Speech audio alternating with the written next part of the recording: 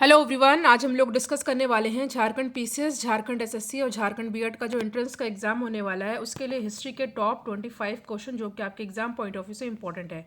तो चलिए हम लोग अपना आज का डिस्कशन स्टार्ट करते हैं। डिस्कशन को स्टार्ट करने से पहले आप लोगों के लिए एक इंपॉर्टेंट इन्फॉर्मेशन है। आज हम लोग बात करने वाले हैं झारखंड बीएड की बेस्ट बुक के बारे में, जो कि चक्षु पब्लिकेशन द्वारा पब्लिश की गई है।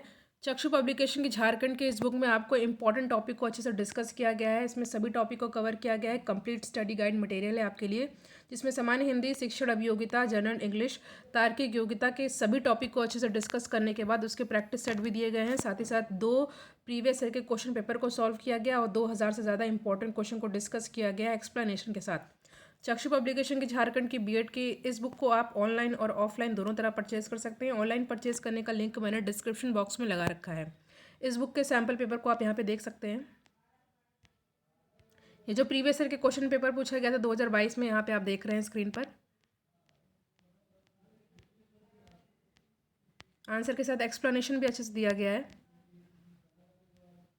बात करें सिलेबस की, तो सिलेबस को भी यहाँ पे अच्छे से कंप्लीट कराया गया है। सभी टॉपिक को अच्छे से पढ़ाने के बाद उसके प्रैक्टिस सेट भी आपको दिए गए हैं, जैसा कि अभी आप देखिएगा। ये तो प्रीवियस ईयर के पेपर हैं, एक्सप्लेनेशन के साथ समझाया गया है आंसर को। और यहाँ पे आप देखिए हिंदी का ये टॉपिक है, जैसे कि टॉपिक है हिंदी व्याकरण का मौलिक ज्ञान। टॉपिक को अच्छे से समझाया गया है यहाँ पे। उसके बाद जब टॉपिक ये ख़त्म हो गया है उसके बाद यहाँ पे आपको प्रैक्टिस सेट दिया गया है, ठीक है, जैसे कि आप यहाँ पे देख रहे हैं। ऑनलाइन और ऑफलाइन दोनों तरह परचेज कर सकते हैं। ऑनलाइन खरीदने का लिंक मैंने डिस्क्रिप्शन बॉक्स में लगा रखा है।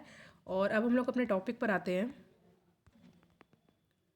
आज का हमारा पहला क्वेश्चन है, जो कि हिस्ट्री का बहुत ही ज़्यादा फेवरेट क्वेश्चन है। और क्वेश्चन है, कल्हड़ द्वारा रचित राज तरंगड़ी ग्रंथ किस भाषा में है? हिंदी, संस्कृत, अरबी, उर्दू या इनमें से एक या अधिक?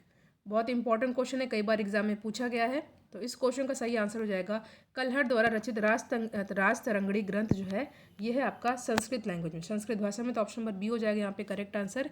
देखिए हिस्ट्री के छोटे छोटे टॉपिक को एक्सप्लेन करके मैंने बताया, उसकी प्लेलिस्ट बन गई है मॉडर्न हिस्ट्री की, तो आप उस वीडियो को भी देख सकते हो। उसमें आपका हिस्ट्री का रिवीजन होता जाएगा। नेक्स्ट क्वेश्चन पे हम लोग आते हैं। क्वेश्चन है, ये सिखों के 9वें गुरु थे। औरंगजेब द्वारा रवीशगंज यानी कि दिल्ली में इनकी हत्या कर दी गई थी। ये कौन है आपको बताना है? गुरु हर राय, गुरु हरकिशन, गुरु तेग बहादुर या गुरु गोविंद सिंह? उपयुक्त मुझसे कोई नहीं या एक से अधिक? तो सिखों के 9वें गुरु आपको पता है कौन है? गुरु तेग बहादुर। तो option number C is the correct answer. Next question है, निम्नलिखित में से कौन सी गुप्त काल की औपचारिक भाषा थी? पाली, मगधी, प्राकृत, संस्कृत? तो जो सही आंसर हो जाएगा वो हो जाएगा ऑप्शन नंबर डी, संस्कृत, ठीक है। इंपॉर्टेंट क्वेश्चन है, option number D is the correct answer. Next question है आपके सामने। क्वेश्चन है, यह संगम कालीन महान शासक था। इसके काल की विशेष घटना पत्नी पूजा प्रारंभ हुई, जिसमें आदर्श और पवित्र पत्नी की मूर्ति की पूजा की जाती थी, ठीक है। तो जो यहाँ पे सही आंसर हो जाएगा ये हो जाएगा ऑप्शन नंबर बी, शेन गुड टुवन, ठीक है। B is the correct answer. अगला क्वेश्चन है, संगमकालीन सामाजिक व्यवस्था में मनरम शब्द का उल्लेख निम्नलिखित में से किसके लिए हुआ है? तो जो सही आंसर है वो हो जाएगा यहाँ पे राजा का न्यायालय, ठीक है। इंपॉर्टेंट है, संगमकालीन सामाजिक व्यवस्था में मनरम शब्द का उल्लेख हुआ है किसके लिए? राजा का न्यायालय के लिए। इंपॉर्टेंट क्वेश्चन कई बार पूछा गया है, सुदर्शन झील का निर्माण किसने करवाया था? संप्रति, बिंदुसार, अशोक या चंद्रगुप्त मौर्य? तो इस क्वेश्चन का सही आंसर हो जाएगा चंद्रगुप्त मौर्य, ठीक है। सुदर्शन झील का निर्माण किसके द्वारा कराया गया था? चंद्रगुप्त मौर्य के द्वारा। तो option number D is the correct answer. Next question है, गुप्त काल में कृषि के लिए क्षेत्र शब्द का उल्लेख मिलता है, जिसका अभिप्राय क्या है? गुप्त काल में कृषि के लिए क्षेत्र शब्द का उल्लेख मिलता है, जिसका अभिप्राय क्या है? तो ये हो जाएगा खेती करने योग्य भूमि। Option number A is the correct answer. Next है, भारत का मैकियावेली किसे कहा जाता है? कौटिल्य, ब्रह्मगुप्त, समुद्रगुप्त या कालिदास? तो जो सही आंसर हो जाएगा, देखिए क्वेश्चन मैंने पिछले की वीडियो में आपसे डिस्कस किया था, इसका आंसर आप लोग कमेंट सेक्शन में दीजिएगा। क्वेश्चन है, नाट्य शास्त्र के रचयिता कौन है? भाष, अश्वघोष, भरत या हाल? तो नाट्य शास्त्र के रचयिता कौन है? इस क्वेश्चन का सही आंसर होगा भरत, ठीक है। अगला प्रश्न है, अशोक के अभिलेख ग्रीक व अरमाइक लिपि में कहाँ से प्राप्त हुए हैं? तो अफगानिस्तान, पाकिस्तान, नेपाल या भारत? तो सही आंसर है अफगानिस्तान, ठीक है। Option number A is the correct answer.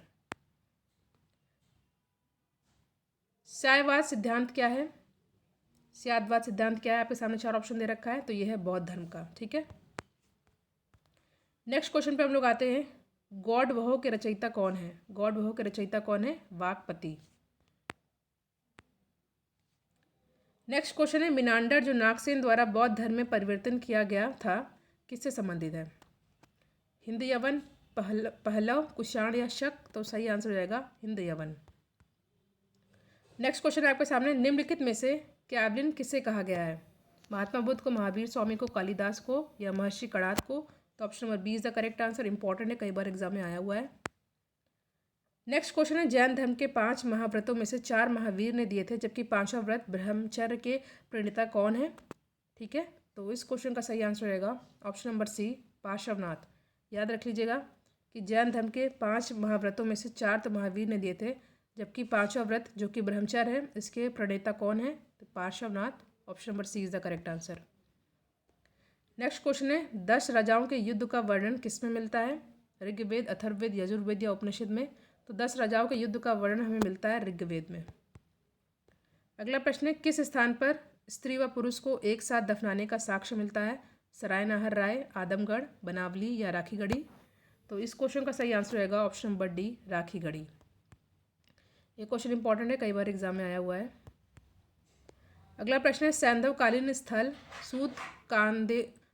सूतका गंडोर किस क्षेत्र में स्थित है? ये भी क्वेश्चन इंपॉर्टेंट है। सैंधवकालीन स्थल सूतका गंडोर किस क्षेत्र में स्थित है? इस क्वेश्चन का सही आंसर रहेगा पाकिस्तान में। Option number A is the correct answer. Next question है, ऋग्वैदिक कालीन नदियों में कुबा नाम किस नदी के लिए प्रयुक्त होता है? कुर्रम, काबुल, रावी या गंडक? तो इस क्वेश्चन का सही आंसर रहेगा काबुल। क्वेश्चन हम लोग फिर से पढ़ लेते हैं। ऋग्वैदिक कालीन नदियों में कुबा नाम किस नदी के लिए प्रयुक्त होता है?